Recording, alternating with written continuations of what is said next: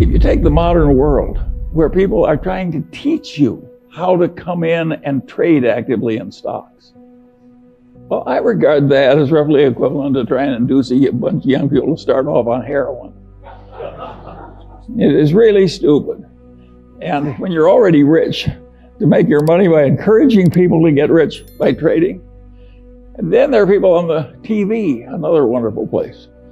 And they say, I have this book that will teach you how to make 300% a year. And all you have to do is pay for shipping, and I will mail it to you. How likely is it that a person who had suddenly found a way to make 300% a year would be trying to sell books on the internet to you? And it's ridiculous. And yet, I've described modern commerce. And the people who do this all day think they're useful citizens.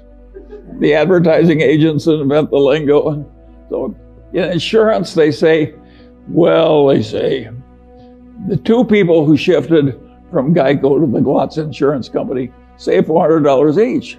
What they don't tell you is there are only two such people in the whole United States, and they were both nuts.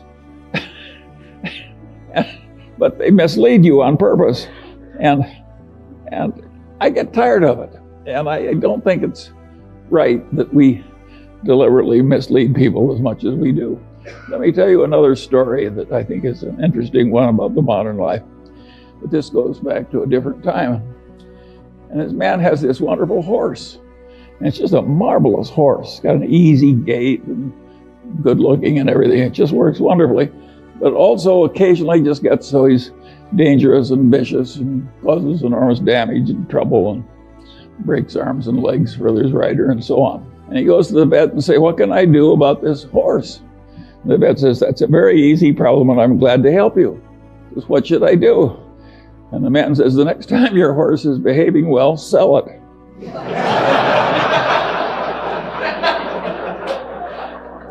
Well, think of how immoral that is. And haven't I just described what private equity has to do?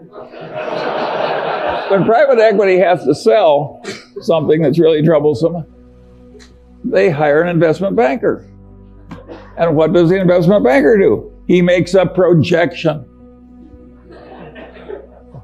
You can't, I have never seen such expertise in my whole life as is created in making projections in investment banking. There is no business so lousy it can't get a wonderful projection. But is that a great way to make a living, to have phony projections and use it to make money out of people you look right into the eyes of? I would say no. And by and large, Lauren and I, we never tried to make money out of stupidity of our dumb buyers. We tried to make money by buying.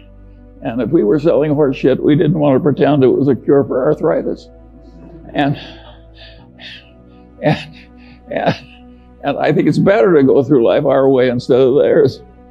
I think it's always been this way. I think there's always been chicanery. Think of the carnivals, the carny operator. Think how much trickery there is in a carny operation. And people just seek out the weaknesses of their fellow man and take advantage. And you have to get wise enough so you avoid them all. And you can't avoid them if they're in your family. I have no solution to that one. But where you have a fair choice, there are just so many people that should be avoided. My father had this best friend and client, and he also had this other client who was a big blowhard.